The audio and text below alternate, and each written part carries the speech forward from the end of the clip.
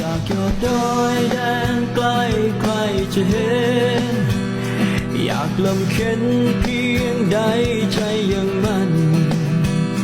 จะปกป้องพ้องไทยชั่วนิรันดร์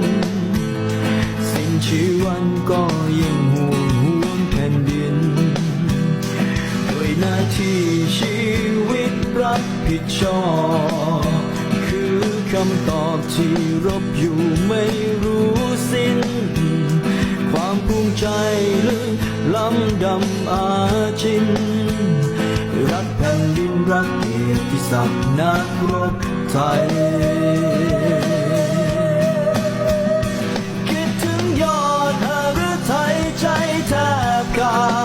ดแต่ไม่อาจตัดใจทิ้งไปได้ด้วยหน้าที่ศรัทธาท้าใจกาย